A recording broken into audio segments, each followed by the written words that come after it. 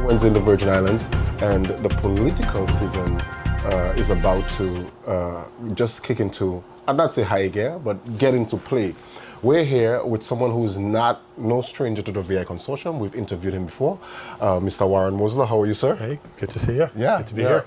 Good. We're here for an exclusive interview, and he is you're running for governor of the USVI in the upcoming general election. That's correct. Yeah, that's right. Yeah. All right. So I had you here before. We interviewed you a couple of years ago, a long time ago, and you were running for governor then. Yes. And my first question to you is, why now? Why are you making that decision? Okay, so it's a little bit of a story if you got a moment.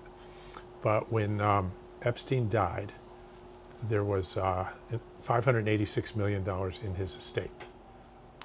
And I contacted the governor, who responded, and I suggested that he put an IRB lien on that estate. Because if we put a tax lien on it, then nobody can touch it. It's our money. And the reason for the tax lien would be that he misrepresented his business, which he obviously did, and therefore we were going to disallow all the deductions and benefits that we'd given him for the last 20, 30 years, whatever it is, plus interest, plus penalties. And so the whole $586 million is our money, returned to us. And the governor wouldn't do it. And he didn't say why. He said he'd look into it, and then he didn't do it. And I told a couple of friends of mine about this because I thought the territory could use that money in the general fund, right? Yeah. Especially when there was no money for Band-Aids at the hospital. He said, well, I know him a little bit. Why don't we talk to him? So we went and talked to him, and he still wouldn't do it. And he asked questions like, well, what happens if we put the lien on and we're wrong? And what? I said, well, there's no penalty when the tax man puts a lien on your house. If he changes his mind and walks away, he walks away. There's no penalty. He said, oh, okay. And then I saw him a few months later, still hadn't done anything. And he said, well, we've decided to use the Justice Department and file a lawsuit that way. I said, well, number one, it's much more difficult. Number two, you're only going to get a fraction of the money. And number three, it's not general fund money. It's going to go to victims and things like that. And he said, well, maybe some of the victims deserve some of the money. I said, that's fine. You put a tax lien on it. We get all the money. And then if you in the Senate wants to give some to victims or anybody else, you're free to do that. But get the money first. And he just wouldn't do it. So I'm sitting there going, like, what's going on here?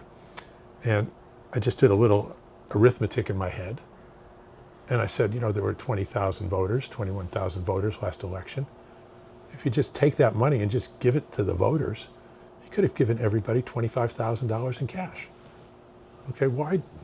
If you don't want it for the government, at least give it out to everybody. Yeah. Why deny everybody in this territory $25,000 in cash? So let's talk about it. So you want to give, those who may look in for maybe watching for the first time, not aware of your background, just give folks a little bit of your background. You're a well-known businessman here, but just a little bit background. Yes. So I've been involved with finance for a long time. Probably my first job was 1973 at a bank. How many years is that? That's 40. It's going on close to 50, 52 or so. Yeah, it's going on. It's more than I want to think about. Yeah. And I've always made money for other people. I was a manager. I had investment funds, and I've done very well. I was the top investment manager in the world when I ran my own fund for 15 years and had the best payouts for people, and that's what I've done.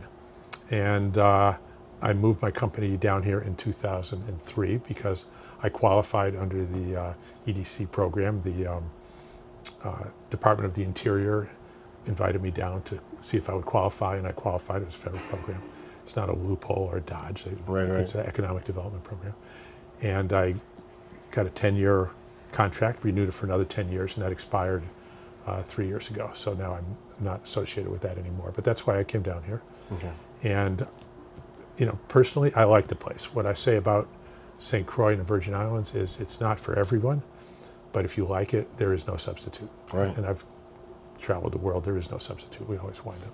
Awesome. Yeah. All right, so going back to that lane you spoke about. Yeah, right? So then it occurred to me, it's like, I want to do this. I want to become governor. I can take that money and more and just pay it out to everybody. I'll establish what's called a citizen's dividend, and I'll pattern it after the state of Alaska. Alaska has a citizen's dividend where they put some of the money they earn from oil and gas into this fund, and every year they pay it out to the residents of Alaska. It could be $3,000, $2,000, I think it might be $1,500 this year, maybe a little more, depending on the price of oil. But isn't that property, hasn't it been sold and they're looking to build a resort on there? Where? The Epstein Island property.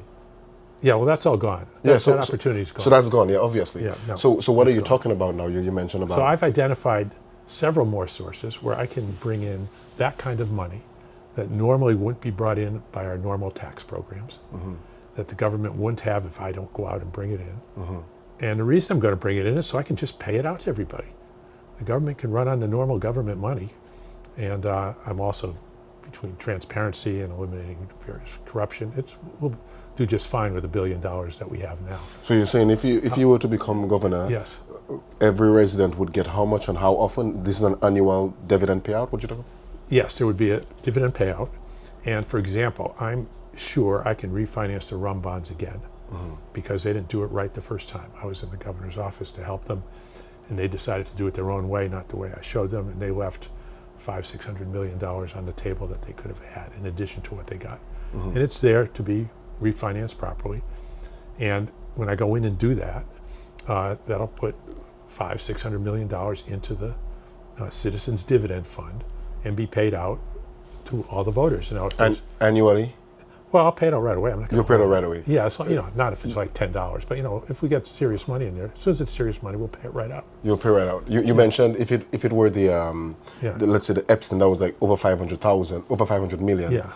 Each resident would have gotten about 25,000. Yes, there were 20,000. It'll get paid out to everybody who votes. Right. Okay. Everybody who votes. It doesn't matter who you vote for, but Yeah. everybody who votes, because Yeah. we have that list. Yeah. And those are people participating, and they're adults and they're citizens and everything else, and they're qualifying. And with 20,000 voters, that would have been about $25,000 per voter. That would be $550 million. Listen. Okay. Okay. So I got a couple of questions for you. Yes. You know, you've ran before Yes. on a number of occasions. You've run Yes. for the Senate as well, right? I ran for delegate to Congress. Delegate to Congress. Delegate to Congress. So part of the criticism has been that you haven't really invested in what it takes to run a successful gubernatorial. I remember the delegate race, you did mount a good effort there. Yes. But some would say, well, you know, Warren would announce for governor, and then, you know, the funding that is required, the machine, the operation that is required, he hasn't really put in that effort. What do you say to that criticism? It's true. I did not go out and raise $350,000 from Epstein the way the governor did and hire 1,000 people to march around with me. I did not do that, and I'm not going to do that. So you're not going to. So but again, you know how politics work. Yes. You know how these things work. You know, are you going to mount something that is worthy of being elected? And again, you know what I mean by that. You know, folks need to know that you're out there. Yeah. So folks knew I was out there last time, for sure. I was on here. They knew that I had real answers for the real problems. Hospital, the schools, WAPA, public safety, everything. And when we did surveys, they all said I was the most qualified and have the best answers. But as you know, that's not enough to win the office. And based on that, I was not going to run for governor again. I did not run last time because I knew I could not get elected based on the issues and based on solutions for the issues.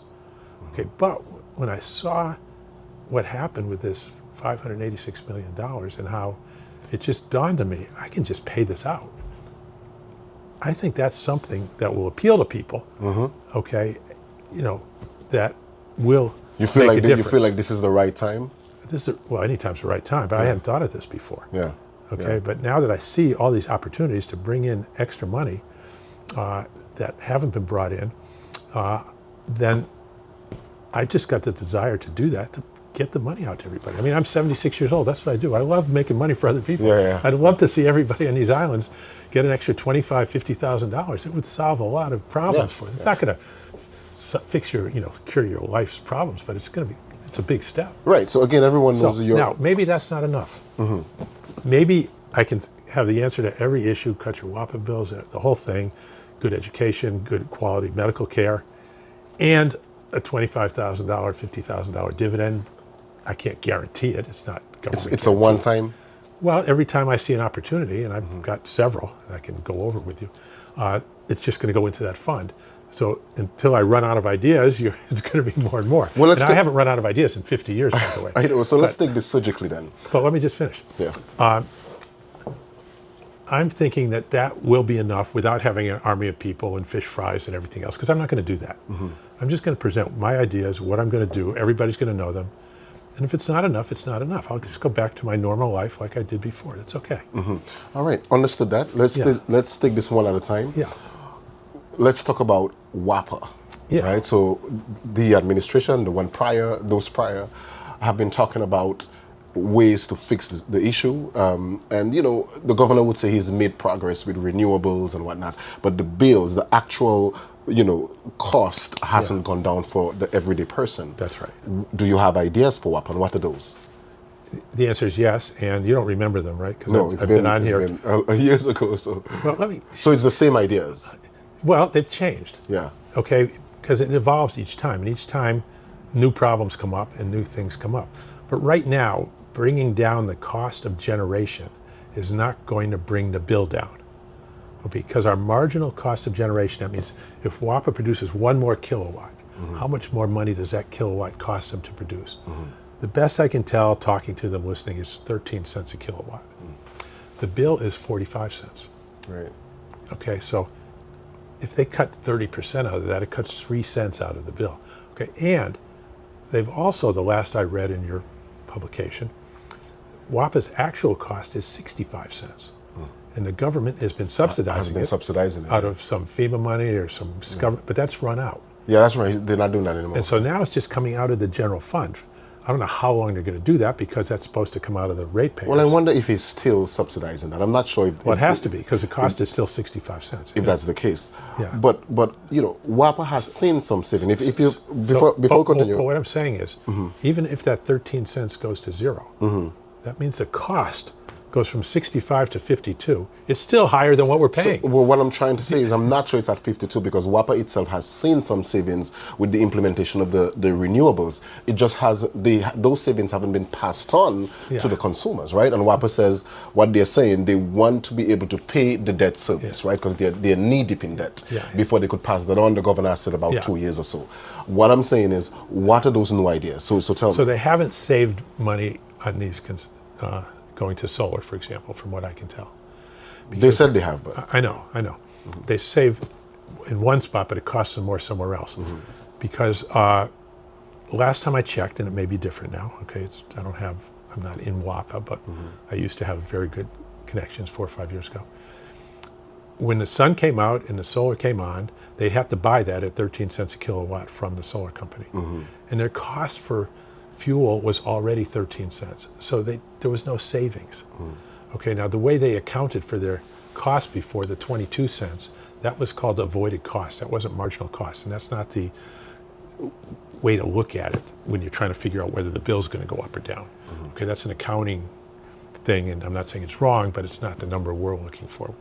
And so given that, the amount they're paying for the solar is about the same as what they were spending on actual fuel, whether it was propane or diesel.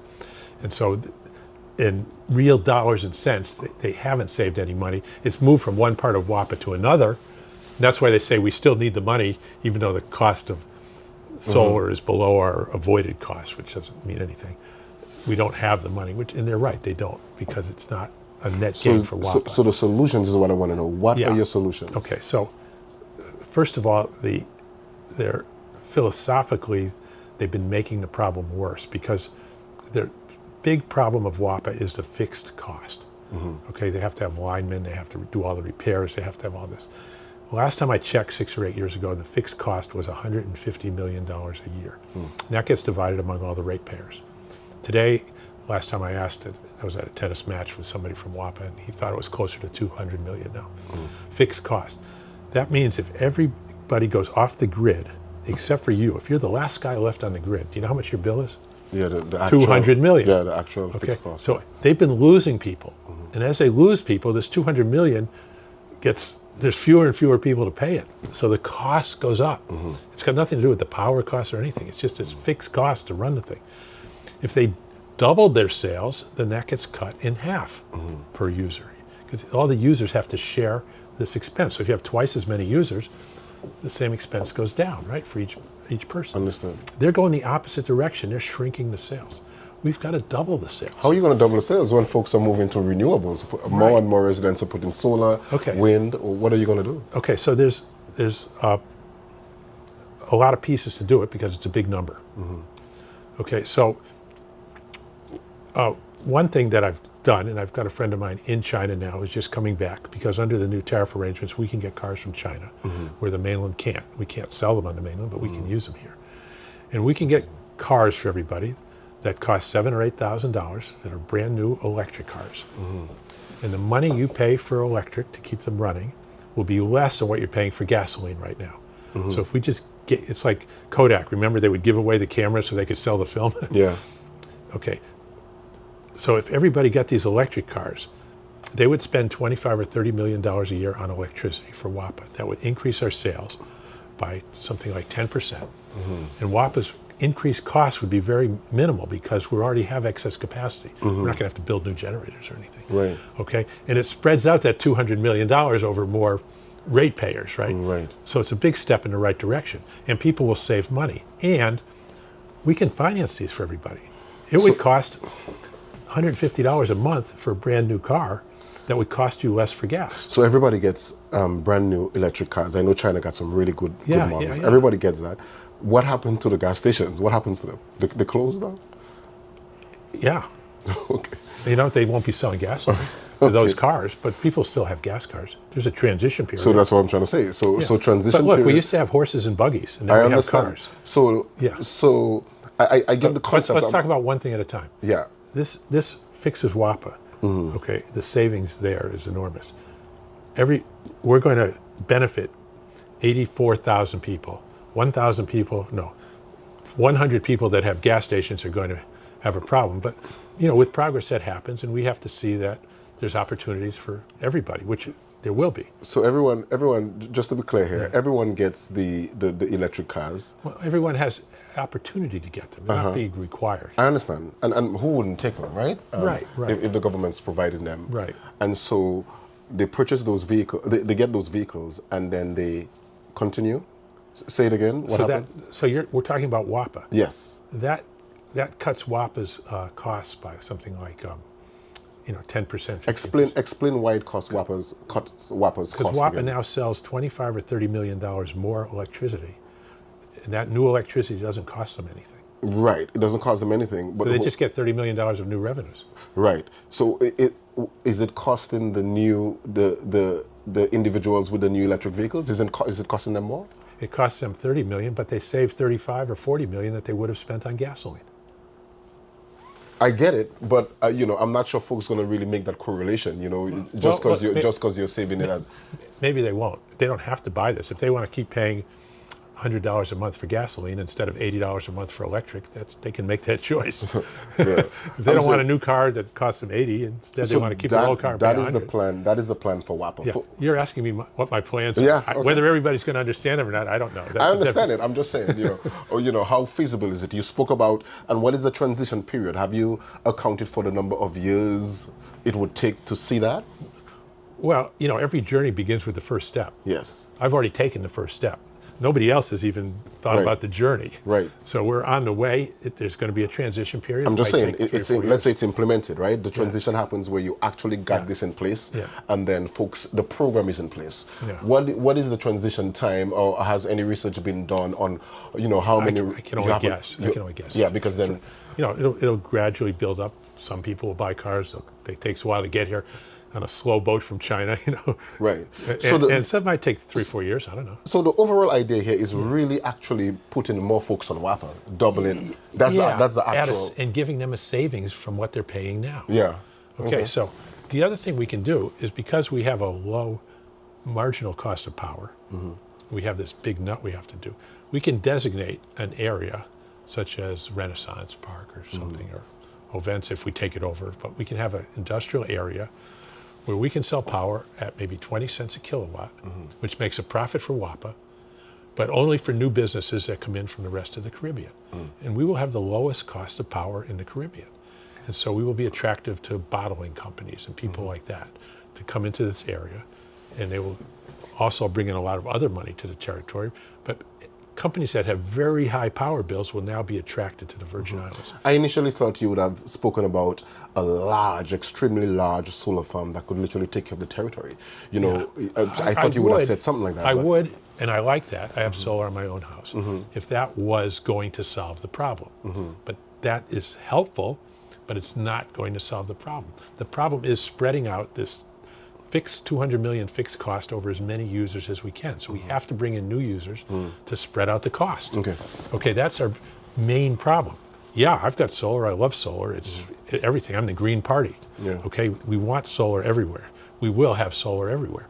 We will have solar in batteries. The new batteries coming out are phenomenal. We're a little early on the batteries, but the new ones are very good, inexpensive, and does the job. And that will help us with our clean environment and everything else. But your question was about the power bill. And those things are not going to make a big dent in the power bill. They'll help a little bit, 2-3 cents, but they're not going to make a big dent in the power bill. Okay, all right. Thanks for that. Let's move on to disaster recovery. So you see how the billions of dollars that's in the territory right now, right? The administration is projecting over $20 billion over the next 10 years or so.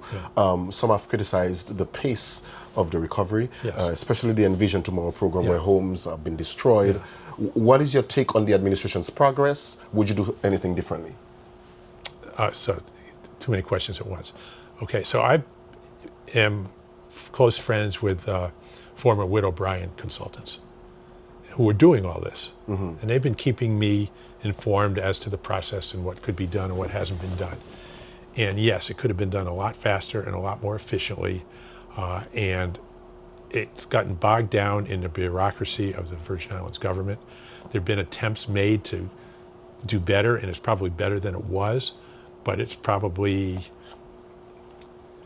25% of what it should have been, or could have been. I won't say should have been. And I know exactly what to do. I've talked to these people. They're available to help. They live here. They like the territories. They like the Virgin Islands. They've gotten other jobs, but they're willing to come back and work with me on this. And so I will be getting former consultants who know the territory, know how it works, know the proper connections in Washington. A lot of things that we're doing here are better done in Washington, where the high-powered consultants are, where the high-powered lobbyists are that can do the paperwork there rather than here. They didn't want to move here or anything else, and we wanted to do it with people who are already here, which is okay, but again, you're benefiting 3 or 4 people while 80,000 people suffer, and it's not the way. So if you were to project right now, Mosler administration comes in, by how many years, months, years would you be able to speed the progress of the disaster recovery? I think we can at least double it from what they've told me, and we've got some other things I've talked to them about, like repaving the roads. And I used to one of his jobs was to do the roads. So I used to call him the road scholar. So you have ideas for the road issue as well? And the roads, for example, can be done, not all the roads, but in concrete, which lasts 10 times longer. So they don't break down every couple of years. But it costs twice as much. He said, FEMA has an avenue where if you can show a long-term savings, rather than repaving it every 2 or 3 years, you do it once and done, they will allow you to increase your funding by enough to do that. And he showed me what it was, and I don't remember what it is now. This was 3 or 4 years ago. And so I've got people on board for long-term efficiency, so we can get the roads fixed, but in 3 years it's going to be like it is now. But so that we have sustainable infrastructure. And there's a question I meant to ask earlier. Obviously, if you are not doing this for the money, obviously, you're doing this because you love the place. Am I saying this right?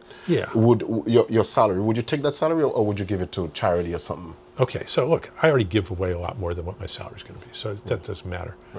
But personally, I have a sense of fairness and social equity and everything else, and I think it's categorically unfair to the other candidates if I say I'm going to give my money away, and then they can't do that because they need the money to live. I don't want that to be an advantage over them. That's just wrong. If they've got better ideas and whatnot, fine, then they should be the next governor. But not because I can say, oh, I'm not going to take a salary, and so you should vote for me, and that's completely wrong. And that's why our public officials have to be paid enough where people can run for office, win office, and get paid enough to live while they're in office. There's a lot of places in the States where you become a state senator or something and you get like $30,000 a year, or a local person. And then you only get rich people running. Right. And you get no representation, and you don't get the skills and the quality of people who can't afford to work for nothing. And I'm just categorically against that as a progressive economist, as a progressive person. I think the talent should rise to the top, and not just the people who have the money should rise to the top. And I think the current administration is proving that, especially nationally. What happens when only people with money get in charge? It's a disaster.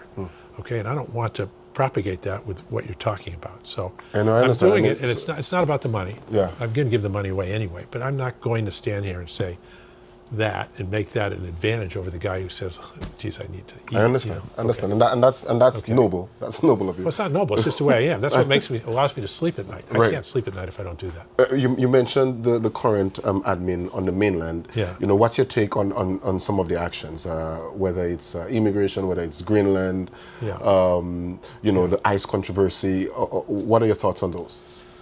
I'm horrified by it. I think it's short-sighted. And the United States was built on immigrants. We're all immigrants. I mean, they want to deport the American Indians. Where are they going to send them back to? They're from. They were there first. Okay, and we've had a 250-year experiment of a nation of immigrants, where everybody was an immigrant, and it became the most successful, and by most measures, most powerful, most desired place to live on earth. Everybody, you don't see Syrian refugees trying to move to Russia or China, at least not yet. And they've decided that it's been some kind of failure and they want to change it. Well, to me, the evidence is completely the opposite. It's not the kind of place I want to live. I want to live in a place that's, what America has been, and work on getting it right. So it's just philosophically, as a progressive economist, it's my humble opinion. That's not. So these are some of the questions I'll be asking every candidate. Yeah. So in terms of the border, you are for border security, right? Are you for that? Or? Yeah, of course, absolutely. Okay. And look, we had the best border security bill in front of Congress, and it was a Republican bill, and they worked with the Democrats under Biden, and they approved the bill, and just before they voted on it, is before the election, now President Trump ordered the Republicans not to vote for their own bill because he didn't want Biden to get the credit for it. He wanted to have it when he became president. Okay, so they did put a bill in. Unfortunately, it's not as good as the original one, as all the Republicans have said, but it is in there. And, I was in favor of that. Well, I mean, so yeah. And border security is in place, as you can see right now. I mean, no one is coming through. Yeah, well, one way for no one to come through is because nobody wants to come through. Well, no one is coming through because of security measures. But, okay, but those security measures were done under the Biden administration, blocked by Trump at the time, to wait to his administration to get credit for it. So I was in favor of them back then. I'm in favor of them now. Right now, okay. What I'm not in favor of is make your yard, throw trash in your yard so nobody wants to come visit you. Right. Honestly, which is what we're doing now. Yeah, so our tourism is down 20-30% or more because we've made America an unattractive place to visit. Our Virgin Islands tourism is down because they've made it a place nobody wants to go. We don't get any Canadian visitors anymore. Okay. We're not going to get European visitors. We're not going to get Danish visitors. It's like we're shooting ourselves not in the foot, in the head. Okay. So these are some of the questions I'm going to be asking every candidate that I get to interview. Where do you stand on men and women's sports? Okay, so I'm asking that to every candidate, by the way. Yeah, I know where I stand. I'm not sure exactly where you stand means, but I mean, do you agree with this idea of? Look, I'm 100% in favor of trans rights of all sorts. But participating in women's sports is not something that should be ordered by the government. If somebody wants to set up a game and they allow this in their private game, because these sports leagues are all private, fine. If they set up it so it's just women's tennis, the WTA, then they decide what they want in there. Okay. And they're not violating anybody's rights by not allowing them in there, because it's theater, okay? It's entertainment, and it's for profit. And they don't allow men in women's tennis now, and they don't allow men into women's golf leagues now. And if they decide that it's detrimental to their sport to allow a trans person in, you know, I'm not going to interfere with that. I would agree with that. Okay, now, but that's got nothing to do with political rights, with freedom of, you know, the constitutional rights, with anything else. Right. I don't think that's a constitutional right issue there at all, and I don't know that anybody wants it to be. What is your take on the current, the recent convictions in this current administration? You know, you see some corruption there. Yeah. There are other cases that, you know, yet to go to court. What would you do differently in your administration to, you know, quell any corruption Here? incidents? Yeah, in a Mosler administration. Well, I don't. When you say do differently, I don't exactly know what's going on there. But That's what I'm saying. So, well, I don't know. you know, I don't know if any of us do. well, Yeah. so okay, so you're saying But those first- things yeah. the administration couldn't have done anything different Yeah. to prevent those cabinet members from Yes, they could. behaving the way they. Yes, they could have. So I'm a different kind of person. I've had full transparency in my businesses from my first days in the financial sector. When I was first on Wall Street and I had my funds, I was 100% transparent. Everybody knew every trade I did. I made every position available to anybody who wanted to see it. People with Wall Street would come down and say, we want to, you want to do business with us, we have to examine your firm. Of course, we'll keep everything confidential like we do. I say, you don't have to keep it confidential. Everything I do is transparent. So I've been full disclosure all along, maybe to a fault. Okay, when I first got here, were you around when that $39,000 in cash was on the cover of the Avis? Okay, I'm sure I was. There was a furniture auction that I supported, and we brought in antique furniture from Denmark, refinished it, and sold it. And the governor came to the auction, Governor Turnbull, and he bought all kinds of pieces in the auction. And there were some pieces he bought that he paid for personally, and he paid for them in $39,000 in cash. It was $100 bills with rusted paper clips in a red bag from his inauguration. And he had several bags, or one bag full of $39,000. And I looked at it and said, I don't want to be part of this. I took the money out, I put it on the table with the bag, and took a picture of it. That picture wound up on the front page of the Avis saying, "Sea of Green, what's going on with our politicians?" After that, the Democratic Party would have nothing to do to me. That was, I hadn't been here 6 months, and here I am fully exposing all the corruption that's going on. And of course, they didn't do anything about it. And to that date, you know, Donna Christensen wrote this thing, the Democratic Party has to do everything they can to keep Mosler out of our business. And they've continued to do that. And you saw that happen over the years. And I put that email she wrote in the newspaper. I disclose everything about how they have to keep me out. So when you talk about that, I'm a different kind of person. When I see this stuff, I disclose it. I then brought that cash, after taking the picture, to the bank with my attorney, Hunt Logan. My wife went with him. And they went to the bank and said, look, full disclosure, this is it. This is where we got it. Here's a picture.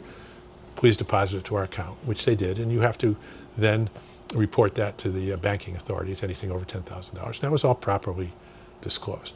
Now, it wasn't like I didn't file an accusation or anything. Right. But I wasn't going to cover anything up, right?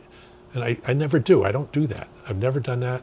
I've always done that. So all I can say is my track record the entire time I've been here has been one of transparency, full disclosure, to the extent that nobody else has seen here. Okay.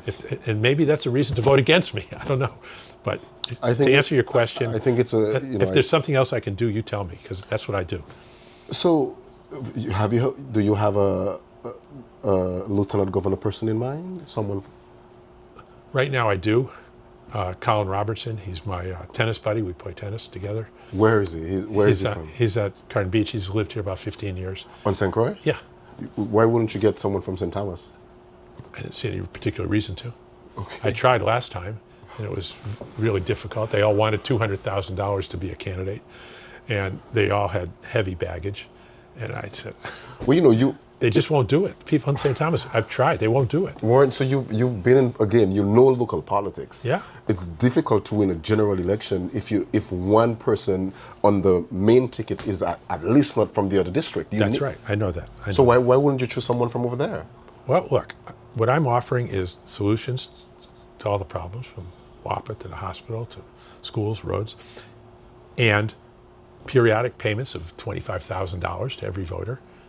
And if the fact that we're both on St. Croix means you'd rather have somebody else, vote for somebody else. I mean, look, I tell the story about the little Boy Scouts came home, and Boy Scouts are supposed to do a good deed every day. Mm-hmm. The Scoutmaster says, what was your good deed for today?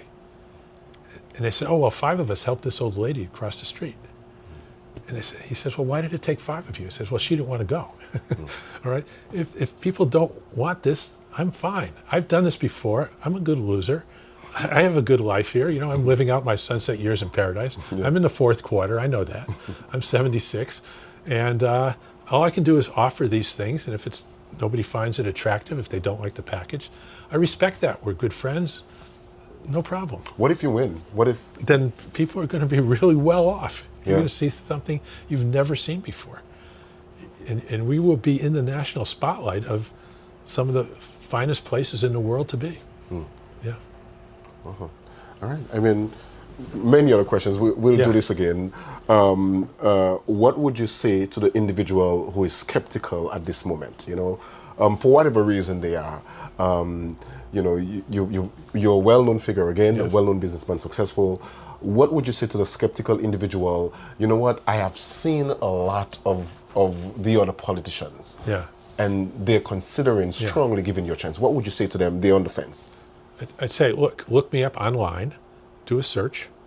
There's a book. I have a biographer, came to me a few years ago, wanted to be my biographer. He wrote a book about me, came out last year. You can get the book and you can read it. And it's got everything there. And ask questions. We'll have organizational meetings, informational meetings. And, So you have a... how do you look, you're going to have more information about me than you will any other candidate. So you'll never get perfect information about candidates. Right. Okay, and you can see what's happened with all the other candidates who, to me, I'm not sure anybody's any different than the ones we've been watching for the last 20 years. Yeah. They all say they're going to be different, and then they're not. So, but if you want more of what's been going on, I respect that. You live here, you have to decide what you want to live with. Well, let me ask this question, and I think that some folks would be considering this as well. What would the makeup of your administration look like? Some would say, okay, you have a lot of individuals from the mainland. A lot of them are Caucasian. They're coming over. They're taking over. Folks are afraid of. I'm not sure what putting Warren in there would mean to the Virgin Islands. What would you say would individuals with those concerns, and what would the makeup of your administration look like?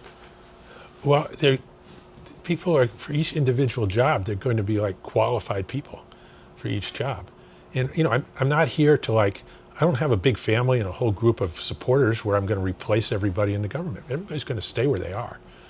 Okay, I'm not bringing in an army of people to replace people who are already here.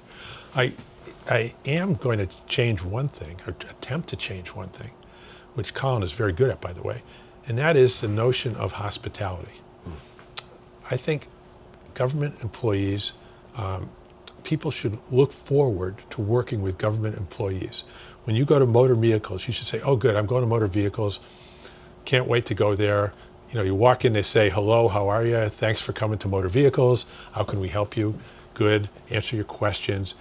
Act like you've walked into Home Depot or something like that. Okay, so we're going to have people trained who are already here. We're going to be getting an understanding that what we will be demanding and facilitating is hospitality, friendliness, cordialness, being invitive to people who are coming in. So whenever you walk into any government office for any service or anything else, we want you to feel good about going in there so the interface with government is constructive. Mm-hmm. Okay, if it's not, we want to know about it. We're going to be interested in fixing it so it is. And we're going to work with people. We have a big hospitality industry here. Mm-hmm. You walk into every hotel, every guest house, every restaurant is, oh, hi, welcome to our restaurant. Come on in. How are you? That will be the attitude of government to people. And I want to improve the interface because your quality of your life is a lot of times based on your interface with government. Mm-hmm. You don't want to say, oh, I went into the government licensing office and they made me wait 10 minutes when there was nothing going on. Because then you feel bad about the government. You feel bad about where you live. You want to say, oh, they dropped everything and came over to help me. And, I'm disabled and they helped me come over and walk up to them. And they were really nice people and I like that. Mm-hmm. So government has an important service to perform to make people feel good about where they live. Mm-hmm. And I've seen that transformation away from that, particularly in the States. You can get into when I was growing up in the post office in the States, people would come in, it's federal. And they were all very accommodating and helpful and everything else. And then after a while, they kind of look at you and change. You can feel the attitude like they're doing you a favor. And there are a lot of trickle-along effects to that change, obviously. Yeah, and it's a quality of life. Yeah.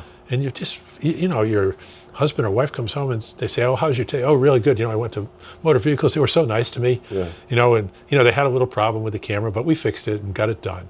And same thing, if you go to a doctor's office, if they're nice to you, you feel much better about going to that doctor than if, I got there at 9 and I had to wait all day. I'm never going back there again. Yeah. So we want the feedback. We want people in government we want it to be a good, constructive experience. Lots of more questions. Well, I want to touch on this quickly. In terms of development for the territory, yes. Inviting and welcoming new industries, new hotels or other industries. Yeah. Do you have plans for those things? Short answer is yes. And I went through them last time we were interviewed extensively. I don't know how much time you have. Well, we won't go through the whole thing, but once again, look, we have the EDA and the EDC, and I was a member, and they make you feel like you're a criminal from day one. They don't have that hospitality attitude, and that needs to change for us to be able to attract anybody. When you get off the plane, you want to feel like you're welcome, not like people are looking to see what you're doing wrong and want to pull you into jail or something like that. We don't want you to feel like you've walked into ICE and they're trying to figure out a reason to kick you out of the territory, right? Yeah. And so, I remember when I left, after 10 years, they said, well, we want 10 years of your tax returns. I said, well, okay, I got to go dig them out. But, I've been giving you your tax returns every year for the last 10 years, so you already have them. And they said, yeah, we know that, but we want you to send them to us again because we can do that.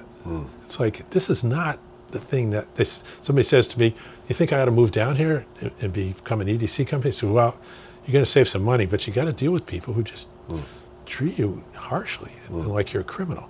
And that is the kind of thing that you change that, it changes the whole nature of whether it's a welcoming place or not. And it's at all levels. Every business going in for a license gets treated like, they're criminals and you're trying to undermine the territory by opening a business. No, you're not. You're struggling. It's not easy.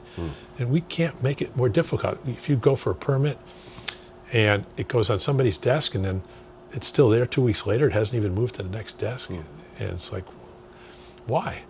Okay, it's not like once you get it in, look, now we have tracking for a package. Somebody sends you something, you have a tracking number. Oh, where is it? Oh, well, we got it here, and now it's going to go there. And they can track packages for you all over the world. We should be able to track your permit application. Oh, yes, it's on Mr. Jones's desk, and it's going to be here, and he takes about a day, and then we'll keep you. Okay, now it's been moved to the other desk, and this has been approved or not. Or, you know what, we're short something here. There's some information you didn't put on there. I have a permit in. I didn't find out I was short information until a month later. Why is it still on the desk? Oh, well, because you were short information. Did it tell anybody? Well, no, we haven't told you that yet. It just doesn't make you feel good about it. We've got to make people feel good about it. We've got people in there. They just need to be organized in a way that makes the customers, all of us, feel good about the business that's servicing us, which is the government. And they're all good services and everything else, but it's got to be hospitality. Now, you've known me for a long time. Yes. I mean, have you ever known me to be insincere or anything like that?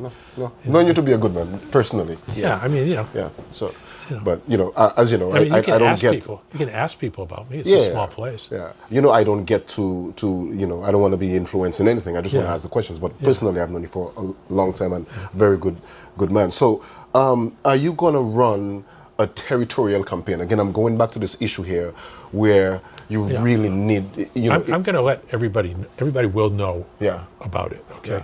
I am not, and I never have, going to spend millions of dollars like the other ones do on some kind of big publicity campaign trying to make, you know. You like got to the let others people do. know, though. You got to let people know. People will absolutely know. Just like last time, they knew. Yeah. They certainly knew when you were in that massive, I don't know for the last gubernatorial run, but your congressional run, one of those, that was big. People, it was all over the place. Yeah. So something probably akin to that. It was big because it was novel and because people knew the ideas. Remember the $1 billion gone, where I showed how the delegate had cost us $1 billion and lost federal funding? Put a graph. Everybody said, don't put a graph in the paper. People don't understand graph. I put one ad with a graph that showed dollars going down, and everybody knew about it. And so suddenly it became a big campaign. But I didn't spend a lot of money. I spent a tenth of what everybody else spends. But it's important information. What I tell you what I spend money on will be to get important information across. And it'll be $50,000 or $100,000, but it's not going to be 100 people following them around that I'm paying to show that there's support. I'm not going to do that. It's just not, Different it's just not me. I'm not going to do it. Yeah. You just got to get it out to everyone, and hopefully people give you a fair chance with what you're trying to do. Everyone, VI Consortium, I'm Ernest Gould. This is Warren Mosler, a well-known individual in the territory, over 23 years in the U.S. Virgin Islands, well-known businessman, philanthropist as well, and he's ran for the delegate to Congress, the governor before, and you're here back again. You're saying you got some new ideas with this dividend of Virgin Islanders who vote getting $20,000, $25,000. How often? You don't know. As often as possible. That's my job. What are some of these other big beneficial ideas you have? So this one, what else do you have? Because this is, if Virgin Islanders are hearing this, you know, 25 grand, Warren gets in. Well, we talked about WAPA. We talked about WAPA. WAPA is interesting, you know, that's an interesting idea. There are some fundamental problems where we talked about last time, the hospital, the GERS. So you've got time for an example? Let's go, yeah. Okay. So we don't do our public accounting properly. And I've told all governors I've worked with, and they just don't do anything about it. If the payroll for the hospital is $20 million, okay, the government has to pay them $20 million, but they give the government back $5 million in income taxes. It's withheld, it's like right away. So the real cost is only $15 million. But we don't use that number. We use the $20 million number. So the loss that we show for our hospital might be $5 million for the year. It's really zero. It's not losing money. And if we include all the taxes also paid by all the satellites that wouldn't be there without the hospital, you know, all the labs and radiologists and everything else that are paying big money in taxes, the government is actually making a profit on the medical center that we're not reporting. And so our attitude is bad. If we recognize that, hey, we spend more money on Band-Aids and we only have one, they asked me for a donation because there was only one medication there if somebody got a heart attack. If 2 people got a heart attack, you're out of luck. And that's not very much money, right? You know, they wanted a few $1,000s. If we understood that the hospital was making money at all this, not losing money, then we would want to expand the hospital facility. We'd want to invest more money into the hospital because it's making a big return on investment. Now, right now, we're diverting that money somewhere else. We take that $5 million they pay in taxes instead of recognizing that that's should be credited back to the hospital because that's where it came from. Spend it somewhere else. Say, oh, look, the hospital's losing money. We can't invest in this hospital anymore. It's losing money. And we let it shrink and disappear, and it's not servicing us. And that's going more and more in that direction. And that's why it's collapsed. If we properly accounted for everything and recognized that we need to make more investments into this because it's returning us more and more, fine. Now, we want to attract somebody like the Cleveland Clinic to come in and run the new hospital. Why not lease it to them for $1 a year and let them run it and do everything? Okay, they won't come anywhere near this place based on what they see and what we tell them. But if we recognize that we're going to collect income taxes over every doctor they have, every employee, everything else, and we keep that money, and we can contribute that money towards the support of their new hospital, suddenly we're the #1 place in the world for them to have a clinic, to have a hospital, to bring in their patients from all over the world, to use our 10,000-foot runway.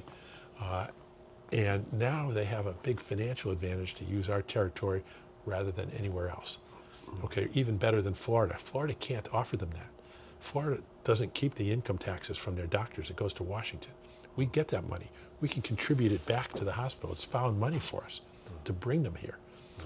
Okay, and so I've got ideas like that and understandings from my knowledge of the financial sector. Okay, I've been in the capital markets for a very long time and know how these things work and recognize what's important and what's not. And they can't do it. I can give you another example. When we pay interest on our bonds, okay, and interest paid on bonds is VI source income. That means whoever gets that and pays income taxes on that money, those income taxes are supposed to be our money. We're not collecting that. If somebody in the States buys our bonds, which is where most of them go, Right. and they pay income taxes to the federal government, the federal income tax government got our money. And in theory, they're holding that for us until we ever ask for it. And they'd love to give it to us. They're not trying to take our money. So what is it? We're not asking for it? No, we never even thought about it. It hasn't dawned on any of them that money should be ours. These are hundreds and hundreds of millions of dollars. It's a lot of money by now. Yeah, and what happens if I bring that money in? It goes into the citizens' dividend, and I'm going to pay it out. I'm not going to let it disappear into some ballpark that's going to go spend another $30 million and not get finished, right? We talked about that when it was $5 million, that this is like... It's insane, though, the Paulie Joseph Stadium. It's yeah, crazy. But it's not about a ballpark. It's about the psychology behind it, where it becomes a place to disappear money, okay? And it's not about making a ballpark. It's about having a place to disappear money. And when it first started, we were in that debate, the AARP debate at the... And we tore down the real tragedy is we tore down a perfectly good ballpark where the kids used to play ball. We used to have pro ball players come in, from the States all the time to work with these kids. We knocked it down because we were going to build a new one. We could have left it there and built a new one, at least not knock it down. Yeah, So we've deprived these kids. To me, it's one of the greatest disasters. We've deprived our children of 20 years of a ballpark over our... a whole generation, actually. 2 generations, 3 generations. Yeah, okay, we've deprived them of this. It's like, that's the tragedy. And I said the same thing with the hospital. Let's make sure we don't tear down the old one before the new one's finished. Yeah. Because this new one's going to get stretched out another 10 years to where they're going, if it ever gets finished. Right now, the FEMA money expires in 10 years. They're worried they can't get it done in time. Okay, because of the rate they're going. Capacity issues, workforce issues. The current delegate to Congress had an idea of the folks who are currently not looking for work, probably they could be retrained, right? They're not in the labor pool no more. You have any ideas for how you would supplement the labor force? I had another slogan once a while back, which comes to mind. The people who got us into this are not the ones who are going to get us out, okay? And everybody else I see running are the people who got us into this. And if you think the people who get us into this are the ones who are going to get us out, fine, go ahead. But I've seen for 23 years, it doesn't work that way. All right. Hey, great. Warren Mosler, thank you, Warren. This is VI Consortium, Ernest Gilbert. We will be having, of course, more political interviews as the season kicks into high gear here. It's going to be a very busy year for us, and hopefully we'll have Warren on again. But stay tuned. VI Consortium, Ernest Gilbert, thank you for watching.